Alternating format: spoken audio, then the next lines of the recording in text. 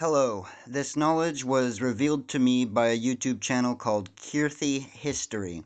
I encourage you, and I hope you feel compelled to go show her channel some love. I came across her video while doing a deep dive on Indian culture for a college course called Intercultural Communication. I used mainstream sources like the encyclopedia and the CIA cultural database, and I'll talk about that after I talk about what she said in her video. Ready, set, go. So, apparently, Western culture rolled into India like it was the latest hot app and everyone started downloading it. India's had cafes forever, right? But then Starbucks shows up and people act like they've discovered coffee for the first time. Men now don't know how to wear a vesti, their traditional attire. But hey, at least they know how to rock skinny jeans. And kids? They can probably text you 1,000 emojis but can't write their own language without autocorrect stepping in. And then you've got Justin Bieber. When he performed in India, the crowd went berserk. People lost their minds. You'd think the guy invented music or something. Meanwhile, you've got these classical Indian singers and dancers, the ones who've been doing it for centuries, performing for empty seats. Free tickets and nobody shows up.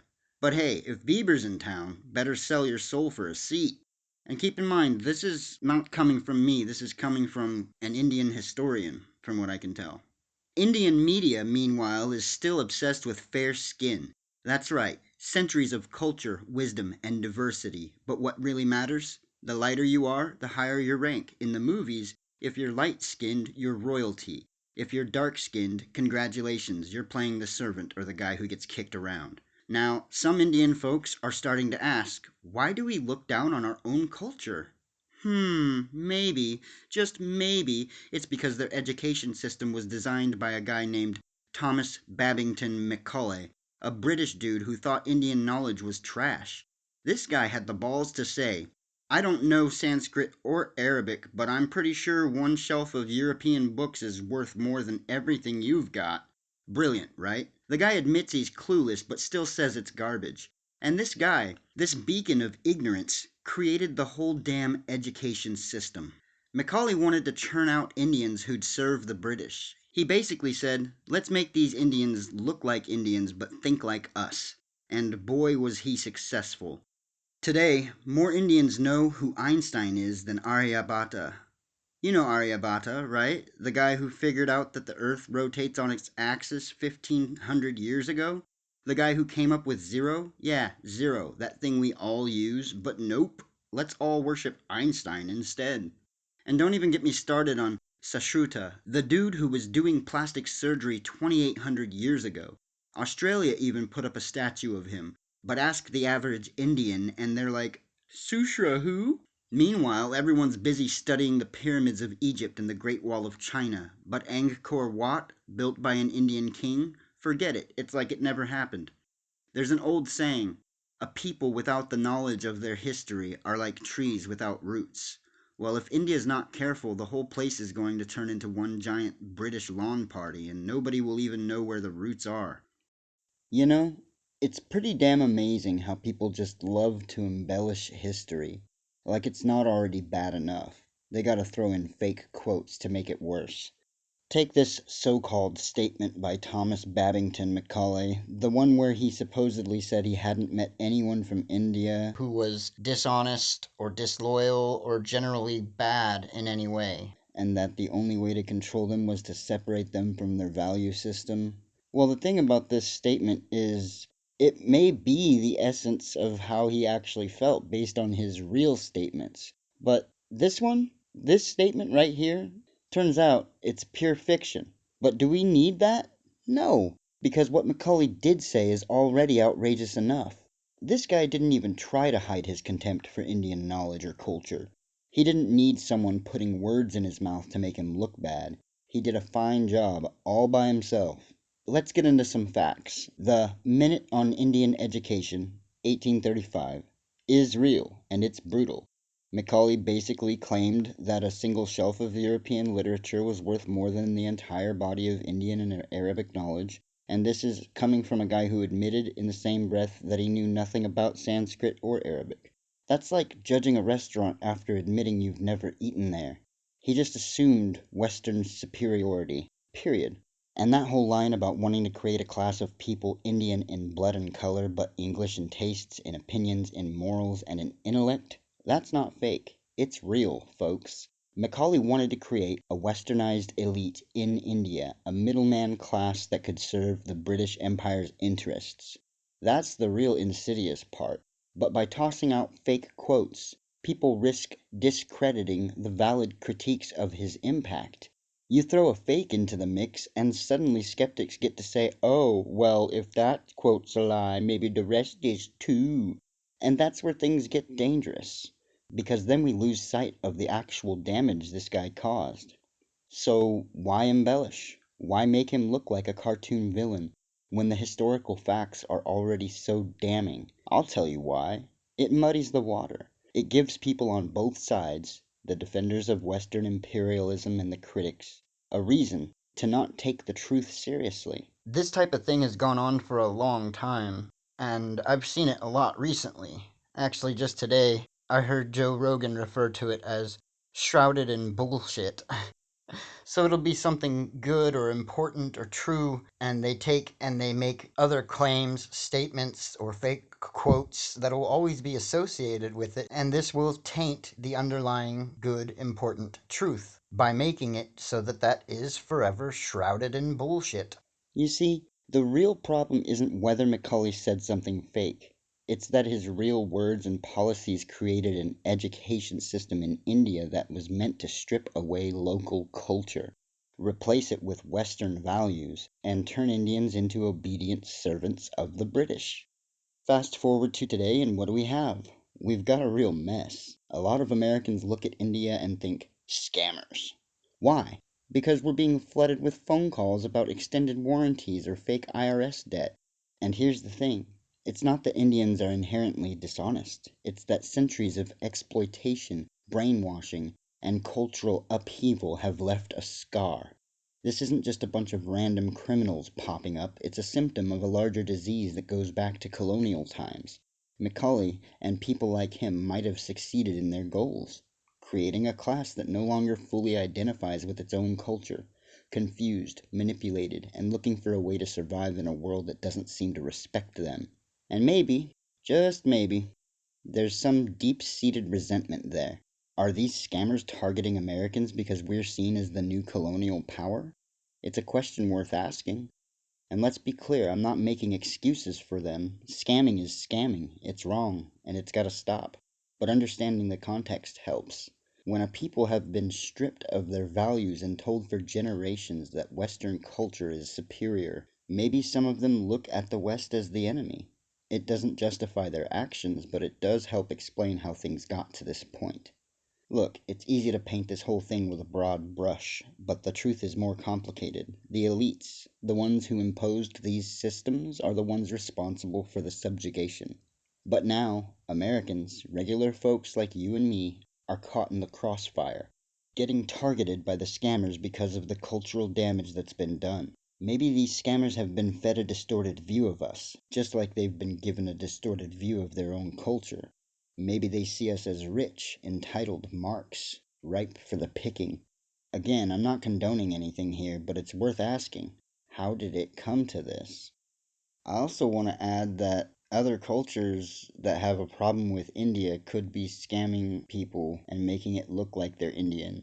Because I've had that happen to me. Like, I just have an argument with somebody in a debate, and they're like screaming and stomping basically, and I'm just like being logical and polite, but proving them wrong with words, and they have no valid arguments. And the next thing I know, I got 30 friend requests and, like multiple scam attempts overnight.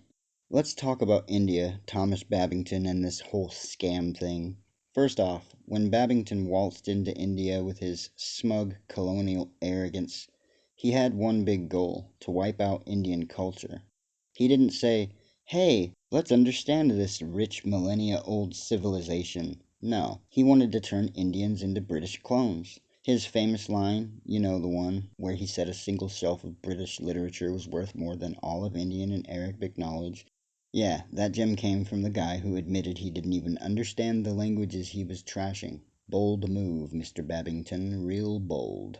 He wanted to create a class of Indians with brown skin and British brains, English in taste and opinions, in morals and intellect, the whole shebang. And here's the kicker, it worked. We are talking about a man who designed an entire education system to make Indians more loyal to the empire than to their own history and traditions. Fast forward a couple hundred years and India is still living with the after effects. Western culture is seeping into every corner of the country, and you can see it in everything from the Starbucks on every corner to kids speaking English better than their native languages. Classical Indian music and dance, empty halls, but bring Justin Bieber to town and it's like the second coming. It's no surprise that this cultural erosion creates some mixed feelings. Now, let's ask the tough question. Are the scams targeting Americans more than others because there's some lingering resentment?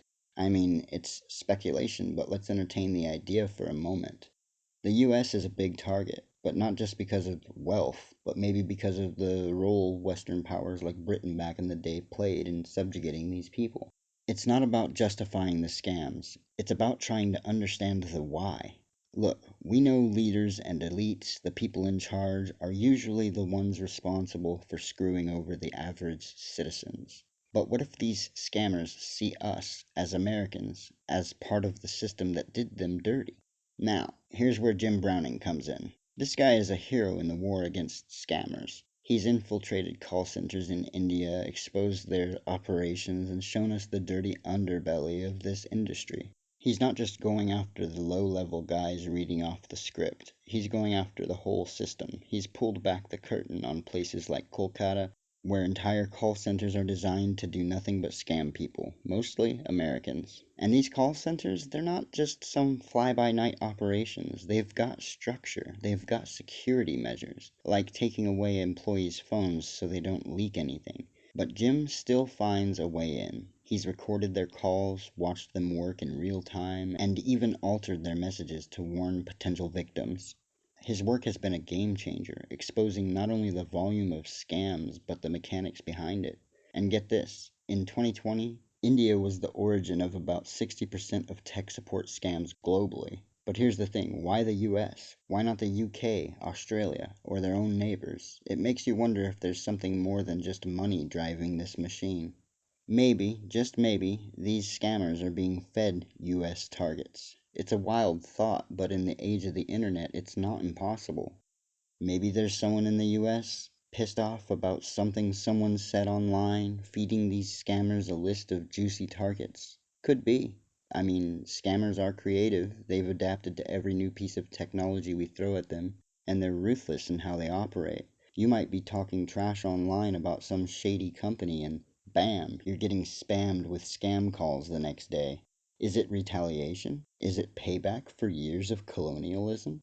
Who knows? But it's a hell of a thought.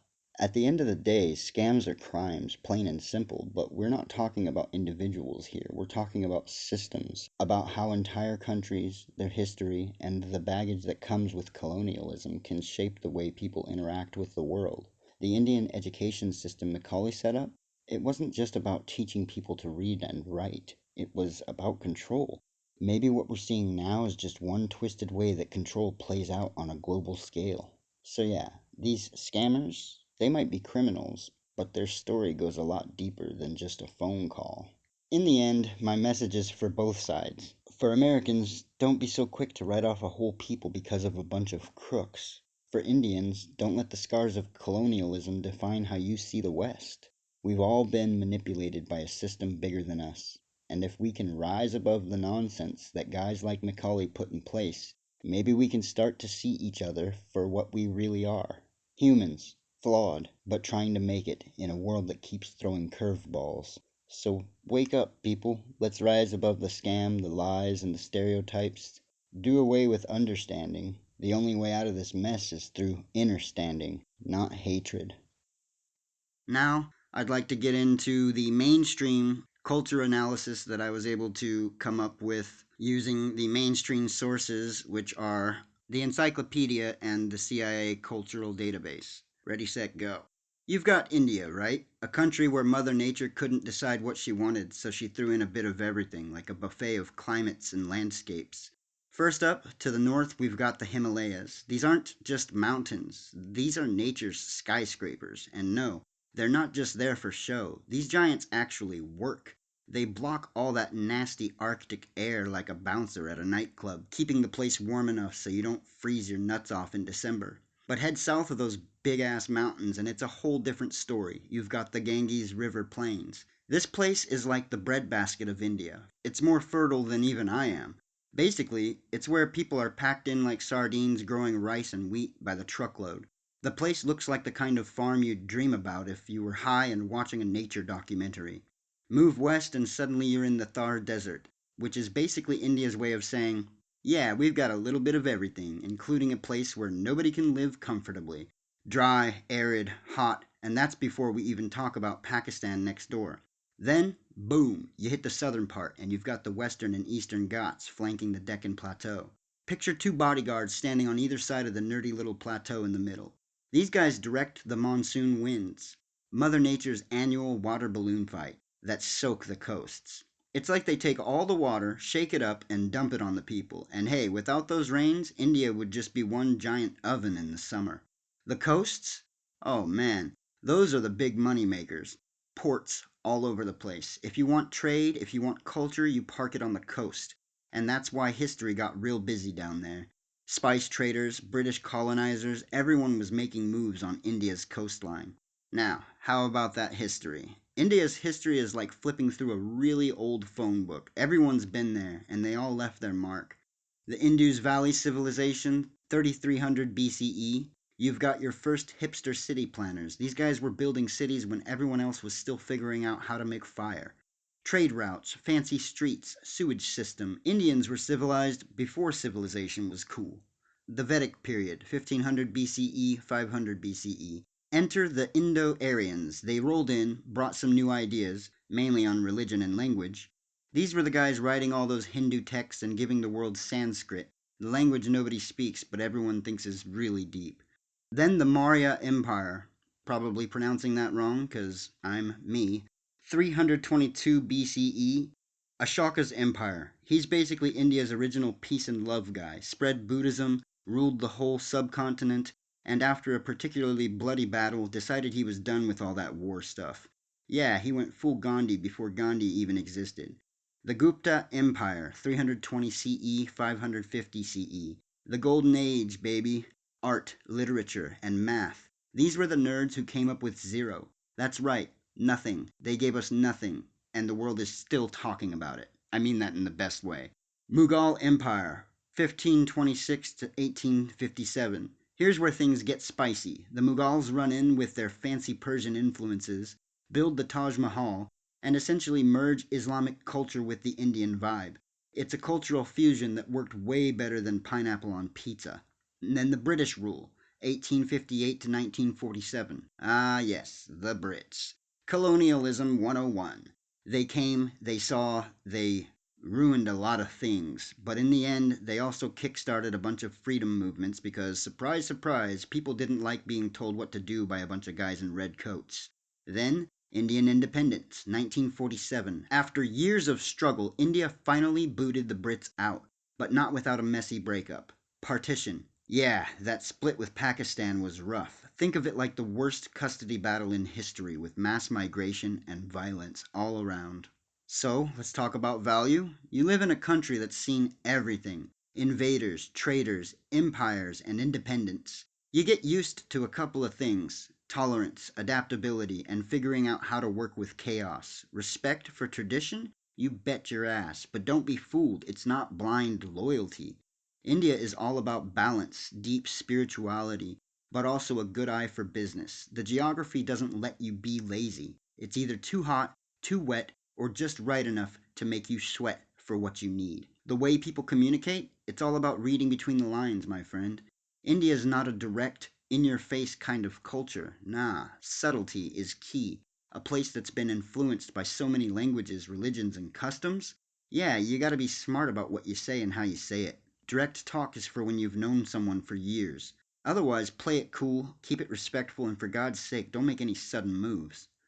Now, that pretty much concludes what I feel I've learned. In the beginning, I covered what I feel wasn't mainstream information, and as I said, then I went into the mainstream resources that my college suggested, which were, again, the encyclopedia and the CIA cultural database. I hope that this information was valuable in some way to somebody out there. And again, Kirthi History is the channel that I found that broke this down, and I should have a link to her channel in the description. Thank you guys for watching. Hope you guys have a good night. God dang.